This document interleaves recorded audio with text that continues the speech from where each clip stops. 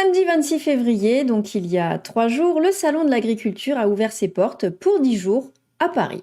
Il paraît que le bien-être animal a été mis en avant et que les éleveurs ont fait beaucoup d'efforts pour que ce soit normal, c'est-à-dire qu'ils soient dans des conditions habituelles de vie et qu'ils ne ressentent pas le stress. C'est donc admettre que pour les saisons précédentes, les animaux pouvaient être stressés. C'est donc admettre que peut-être pour eux, la normalité, l'habitude, les conditions dans lesquelles ils vivent au quotidien sont bonnes, suffisamment en tout cas pour tenter de les reproduire lors de ce salon qui durera 10 longues journées. Avec 4000 animaux, dans un espace fermé qui va recevoir des milliers de personnes chaque jour, je pense qu'il est quand même difficile d'éviter le stress à tous ces animaux. Mais ce n'est que mon avis, ou peut-être pas. On en parle. Le Salon international de l'agriculture a ouvert ses portes ce samedi 26 février pour 10 jours. Ce salon est un événement agricole de référence lors duquel le savoir-faire français est exposé. Environ 4000 animaux sont présents, toutes espèces confondues. Selon Valérie Leroy, directrice du Salon de l'agriculture, et interrogée par RTL à propos du bien-être de ces animaux, l'objectif est de conserver un environnement le plus normal possible. Contacté par RTL, Sébastien Arsac, porte-parole de l'association L214, pense que le salon est une vitrine où l'on montre cette image un peu fantasmée de l'agriculture, avec les terroirs, les accents chantants et pas la réalité du terrain qui est que 80% des animaux viennent d'élevages intensifs où il y a de la maltraitance, dents mêlées, castration à vif, écornage des bovins, broyage des poussins, etc. Même chose pour Léopoldine Charbonneau, directrice France du CIWF, ONG qui lutte pour un élevage durable, également contactée par RTL et qui nous dit « Le salon de l'agriculture montre une image d'Épinal de l'élevage français. En réalité, les animaux sont élevés dans des systèmes intensifs, certains sont maintenus en cage, sont élevés à des très fortes densités en bâtiments et ça, on ne le voit certainement pas au salon de l'agriculture. » On attaque fort, mais ça me plaît parce que je suis tout à fait d'accord avec Sébastien et Léopoldine. Et oui, si pour Valérie Leroy, effectivement, l'objectif est de conserver un environnement le plus normal possible, c'est ce qu'on disait en introduction il y a quelques minutes,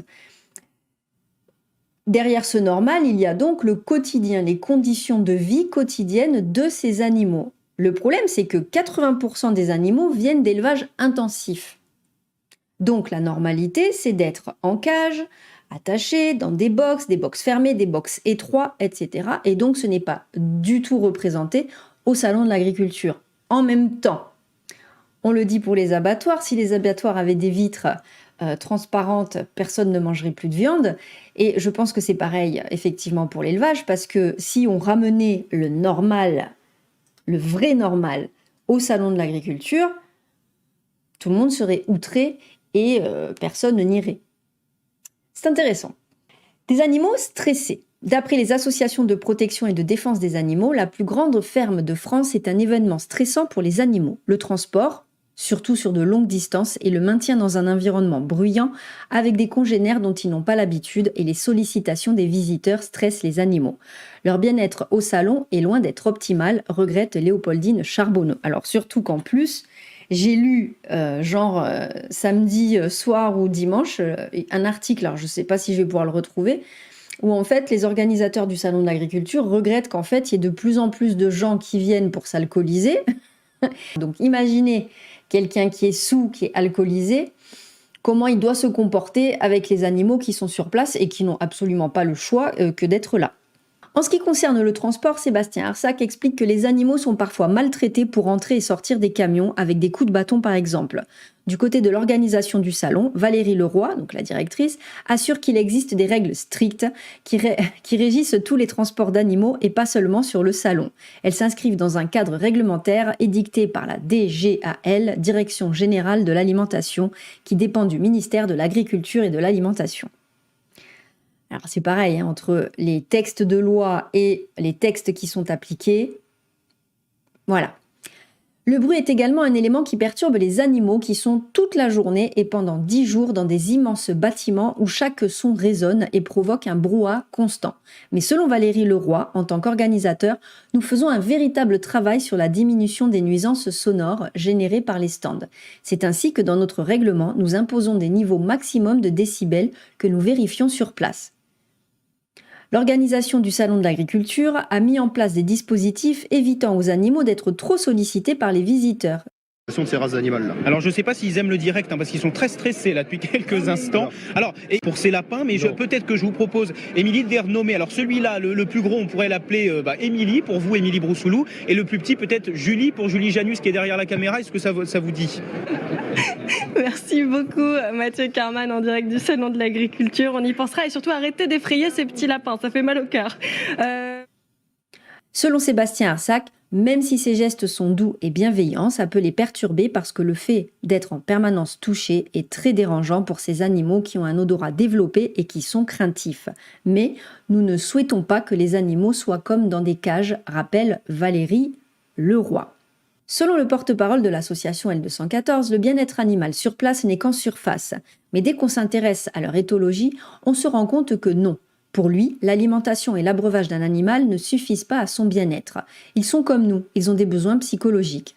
Quand on pense au bien-être humain, on pense massage, vacances, alors que chez les animaux, on parle de cage bien-être parce qu'elles sont juste un peu plus grandes. Ça, c'est une réflexion qui est vraiment très intéressante.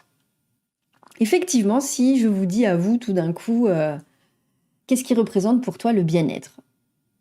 Moi, la première, je vais répondre à un massage des pieds, une bonne petite musique, de l'encens ou des bougies parfumées, un bon petit repas, voilà. Quand ça concerne les animaux, on part du principe que le bien-être animal, par exemple, pour un animal, un chien qui est attaché dehors, alors c'est pas interdit par la loi, mais pour respecter les codes du bien-être animal, il doit avoir une chaîne qui doit faire minimum 2,50 m et un abri anti-intempéries et de l'eau et de la nourriture à disposition. Ça reviendrait à nous, en tant qu'humains, à ce que je vous dise, le bien-être humain, c'est d'avoir un abri anti-intempéries, ça ne veut pas dire une maison, hein, ni une maison chauffée, ni une maison avec des murs. C'est juste un abri anti-intempéries, de l'eau, avec la possibilité de tourner sur un périmètre de 2,50 m autour de nous. Le bien-être animal, tel qu'il est décrit à l'heure actuelle, ramené à notre statut d'humain, ça correspondrait à ça. C'est incroyable. D'après la directrice du Salon international de l'agriculture, le bien-être animal est une notion très importante. Les équipes travaillent avec un cabinet extérieur spécialisé sur la question du bien-être animal. Il les aide à cadrer toutes les actions liées aux animaux, leur séjour sur le salon et les questions sanitaires. Le porte-parole de L214 parle aussi du fait que le Salon international de l'agriculture présente une vision fausse de ce qu'est l'agriculture. On présente des espèces animales très variées pour montrer la diversité des terroirs, alors que dans la réalité, on a une référence standard. À ce niveau-là, c'est Martine à la ferme, car ce n'est en aucun cas la réalité. Léopoldine Chardonneau reconnaît tout de même une vertu au Salon international de l'agriculture. Il permet que les politiques, en particulier en cette période électorale, se penchent sur le sujet de l'agriculture et plus particulièrement de l'élevage. Nous espérons qu'ils entendront la société civile à cette occasion.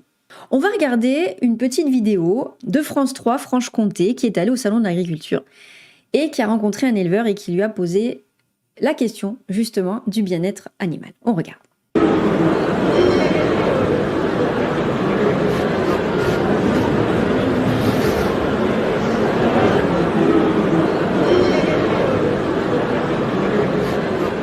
Il y a plusieurs critères. Enfin, une vache, aujourd'hui, vous la regardez dans sa logette, donc qui va dormir la tête sur son flanc.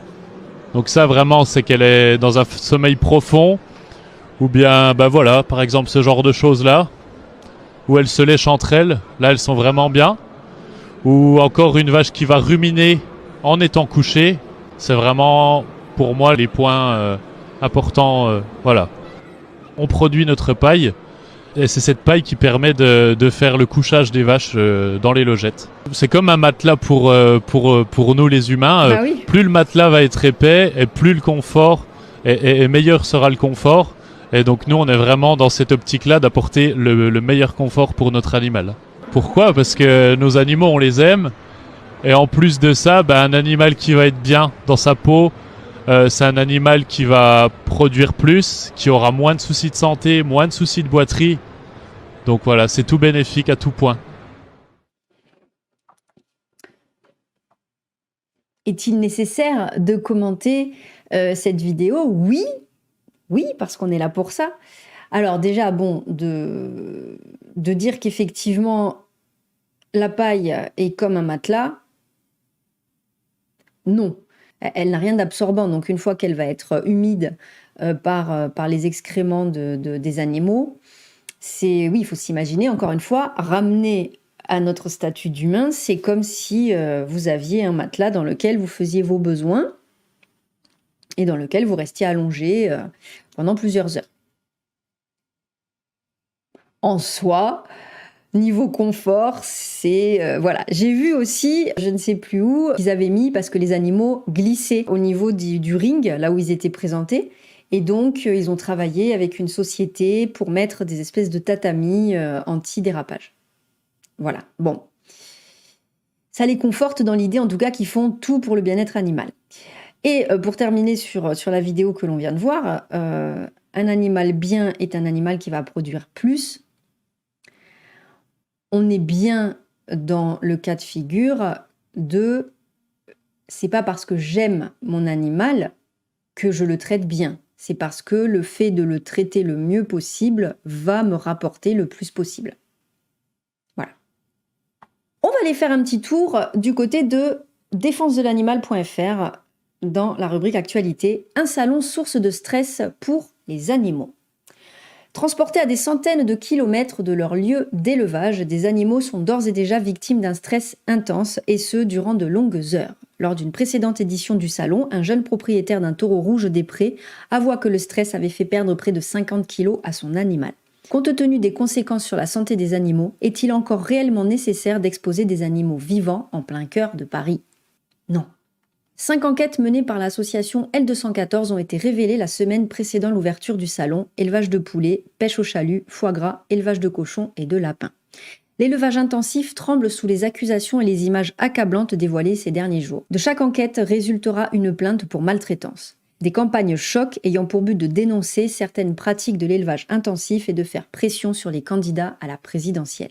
Oui, ça met la pression, mais c'est à nous de mettre la pression. Alors si certains d'entre vous consomment de la viande, déjà je vous invite à arrêter parce que ça ne sert absolument à rien. Mais en plus, c'est à vous en tant que consommateur d'exiger à ce que les animaux ne soient pas traités dans de l'élevage intensif. Je le répète encore une fois, je pense qu'il n'y a absolument aucune belle façon de tuer et qu'il n'y a aucune mise à mort faite avec respect. Ça n'existe pas. Donc, que la viande que vous consommiez, les animaux que vous consommiez, soit d'un élevage bio, soit d'une filière courte, de toute façon, ils seront transportés par les mêmes sociétés de transport qui gagnent de l'argent, plus ils rentrent d'animaux aussi dans leurs camions, donc dans des conditions absolument exécrables, et ils seront tués avec d'autres animaux qui ne viennent pas d'une filière bio. Donc simplement, au lieu d'avoir couru dans un champ avant, comme le morceau de vache que vous allez manger, lui n'aura connu que la cage, mais par contre, ils vont être tués exactement de la même façon et avec le même effroi dans leurs yeux. La loi a reconnu les animaux comme étant des êtres doués de sensibilité, mais a exclu les animaux que l'on mange. C'est du spécisme. Hein. J'aime mon chien qui est reconnu comme un être sensible et ça ne m'empêche pas de manger une poule ou un morceau du ventre de la vache ou un morceau de cuisse d'une poule. La poule et la vache donc ont moins d'importance à mes yeux que mon chien. C'est une parenthèse, mais on en reparlera dans une autre vidéo où on parlera spécifiquement justement du spécisme et de la dissonance cognitive pour aussi démontrer que les personnes qui ont un régime végétalien sont aussi en proie à de la dissonance cognitive. Et on verra pourquoi. C'est un autre sujet. Donc voilà, on aura l'occasion de reparler de tout ça. J'aimerais vraiment avoir vos réactions parce que le salon de l'agriculture, c'est quand même un événement important. Même s'il y a de plus en plus de gens bourrés qui y vont, ça me fait quelque part un peu plaisir. Je ne vais pas vous mentir, parce que je me dis que peut-être à un moment donné, ils vont trouver que c'est difficile. Et puis là où il y a de la viande saoule, il y a moins de gens qui vont se balader avec leurs enfants. Et donc ça permet de faire une éducation un peu différente. Parce que pour l'instant, aux enfants, on leur dit « Regarde la jolie vache, regarde la jolie chèvre » quand on est au salon de l'agriculture. Et l'enfant, avec des yeux émerveillés, évidemment, et avec toute son innocence, trouve merveilleux. de pouvoir aller caresser une vache ou une chèvre. Mais est-ce que les parents leur expliquent que le soir, quand ils vont aller manger au McDo du coin, eh bien, c'est la même vache qu'il a dans son burger? Je ne sais pas. Ça laisse le débat ouvert. Je vous souhaite une excellente journée et je vous dis à très bientôt. Ciao, ciao!